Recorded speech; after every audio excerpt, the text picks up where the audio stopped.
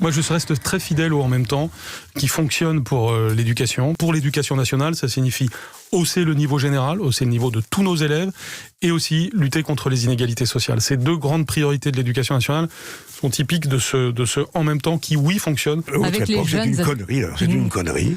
Vous l'avez jamais regretté, c'est seulement oui, aujourd'hui. Je l'ai dit et redit. Vous me demandez mon sentiment. On était très nombreux à l'époque à signer ça. C'était Daniel Cohn-Bendit, c'était Michel Foucault, c'était une série d'intellectuels. C'était l'après 68, et nous étions portés par une sorte de vision libertaire, fautive. Il y a un moment où il faut laisser parler celles et ceux qui agissent, qui accompagnent, qui forment. C'est-à-dire que de temps en temps, devant une telle souffrance, la seule chose à faire, c'est de fermer sa gueule. Bien sûr, l'UNEF, elle est toujours universaliste. Et l'universalisme, pour moi, c'est simplement un objectif. C'est-à-dire, pour être universaliste, il faut avoir comme objectif que la couleur ne compte pas. C'est ça l'objectif. Aujourd'hui, malheureusement, la couleur compte. C'est-à-dire que être un homme qui est noir ou arabe, c'est 20 fois plus de chances de se faire tuer par la police. À ma connaissance, il n'y a pas de ministre. À votre connaissance, c'est important. Vous êtes l'homme le plus renseigné de France en tant que ministre de l'Intérieur. Je ne sais pas si je suis l'homme le plus renseigné de France. En tout cas, je peux vous dire qu'à ma connaissance, il n'y a pas de ministre. Donc, s'il y avait quelqu'un qui est membre du gouvernement participer à un dîner, je n'ai pas à prendre les décisions que prendrait le président de la République ou le Premier ministre, mais je considérais que personnellement, il ne serait pas à la hauteur de sa fonction. Sanction et démission.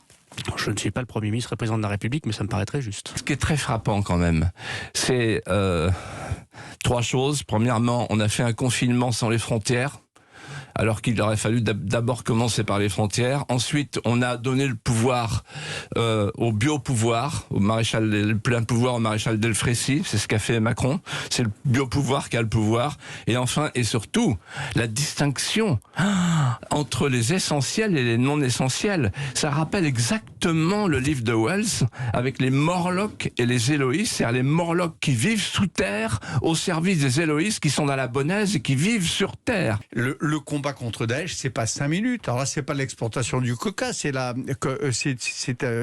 un presse-bouton. La démocratie, c'est pas appuyer sur un bouton et attendre que la lumière se fasse. En effet, c'est un travail de longue haleine. Parce que derrière Daesh, vous avez quoi? Vous avez des grands États. Vous avez la Turquie, néo-ottomane. Vous avez l'Iran qui veut renouer avec l'impérialisme perse. Est-ce qu'on vit mieux à Paris? Explosion de la délinquance, explosion du chaos, c'est la faute saleté. À Madame Hidalgo? Non, parce que moi, je ne suis pas comme elle, je ne me déresponsabilise pas. Madame Hidalgo, quand c'est sale, c'est la faute des Parisiens. Quand il y a de la délinquance, c'est la faute de l'État. Et quand il y a un problème de terrasse, c'est la faute des restaurateurs, pour ne pas dire des riverains.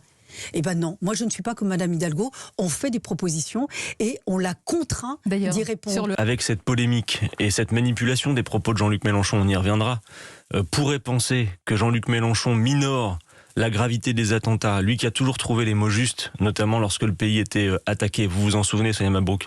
On a en quelque sorte voulu faire dire autre chose à Jean-Luc Mélenchon, ce qu'il a véritablement voulu dire, et peut-être on y viendra aussi, je vois d'où ça vient. J'ai fait appel aux musulmans, et je suis sûr qu'il y en a beaucoup qui entendent mon discours. C'est-à-dire qu'il y en a beaucoup qui comprennent qu'il faut franciser la pratique de l'islam, comme les juifs l'ont fait. Oui. Quand même, on les a laissés tomber. Moi, je suis gaulliste, j'ai toujours été dans la formation politique gaulliste. Franchement, je n'ai pas de leçon à recevoir. Mais,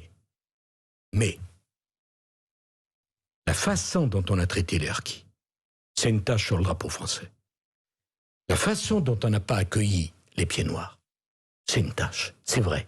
C'est une bonne dissertation de classe terminale. C'est ça. On peut envisager. Vous avez 2 heures. Classe prépa, là, mais on n'y croit pas. C'est ça le problème avec Emmanuel Macron, c'est que moi, quand il dit quelque chose, j'attends toujours le lendemain qu'il ait dit le contraire, ou fait dire le contraire. On va avoir un ministre qui va nous dire très exactement le contraire. C'est son fameux en même temps. C'est juste un garçon sympathique, et on attend qu'il grandisse, et quand il sera un grand garçon et qu'il aura une pensée vraiment faite, construite et constituée, on pourra l'écouter. Mais il n'est pas crédible dans le rôle de président de la République. Ça va faire 5 ans. Quand on a des valeurs, on les montre. Quand on dit qu'on a des valeurs, on fait savoir lesquelles, très précisément. Mais les valeurs, comme ça, en l'air. Non, je dirais peut mieux faire. 8 sur 20. C'est fait pour qu'il y ait 2 candidats, un bon et un méchant. Le blanc et le noir. Adolphe Hitler et Jean Moulin.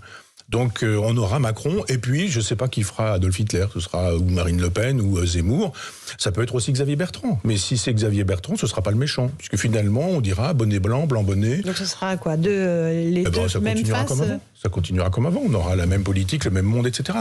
Zemmour a le mérite de l'extrême sincérité. C'est pas un polémiste pour polémiquer, c'est un homme qui dit ce qu'il croit être vrai, quelles qu'en soient les conséquences et surtout les sujets. On peut lui faire ce crédit. Son irresponsabilité à l'époque est une irresponsabilité criminelle. Criminelle tout simplement parce qu'elle a entraîné la mort de personnes. Quand vous dites criminelle, c'est induit une intention. Non, pas nécessairement. Je veux dire, ça peut... c'est une irresponsabilité criminelle tout simplement parce que François Hollande lui-même admet à l'occasion du procès que précisément il avait des informations certaines comme quoi les renseignements lui avaient indiqué qu'il y aurait parmi le flot de réfugiés de potentiels terroristes envoyés par Daesh. Vous êtes vacciné et vous disposez d'un pass. Alors je refuse de répondre à cette question par principe. Voilà. Parce que je trouve ça insupportable de devoir me justifier. C'est une forme de violation de l'intimité de vous poser je trouve ça insupportable de devoir expliquer quelles sont aujourd'hui les maladies que je porte, les vaccins que j'ai faits. Voilà, tout ce que je peux vous dire, c'est que je n'ai pas de problème de principe avec le vaccin. Le problème de ce gouvernement, je crois, c'est la confiance. Parce que le problème, c'est qu'ils passent leur temps à dire tout et le contraire de tout. Moi, j'ai un petit florilège, là, donc quand Olivier Véran arrive, il dit « je n'annoncerai pas aujourd'hui de couvre-feu, de confinement ». Sauf que on sait que, quand on écoute Olivier Véran, on sait qu'il faut penser le contraire. Ils sont l'otage de leur propre communication calamiteuse. On navigue à vue, la vérité, c'est que cette troisième dose, elle est politique, elle n'est pas sanitaire. On va se quitter, on va se retrouver. Enfin, c'est pas la chanson de Jules et Jim. Là, la question, c'est comment on fait politique ensemble et comment on crée une union à gauche. Et donc, moi, je me suis engagée dans la primaire à en respecter les règles. J'en respecterai les règles. Je pense pas que Manuel Valls ait beaucoup de... Enfin, je pense pas que Manuel Valls ait tiré beaucoup de leçons de son parcours politique et qu'il n'ait beaucoup de leçons à nous donner sur la manière de mener une politique à gauche. Je suis hostile au pass sanitaire parce que le pass sanitaire, c'est de l'apartheid. L'apartheid ? Oui. L'apartheid. C'est-à-dire qu'il y a deux catégories de citoyens. Le choix est quand même laissé aux citoyens de se faire vacciner. L'apartheid, il n'y avait pas de choix. Là, on est en train de désigner... Quand vous désignez dans une société un bouc émissaire, ça s'appelle comment ? Le gouvernement fait n'importe quoi. Ce sont des amateurs.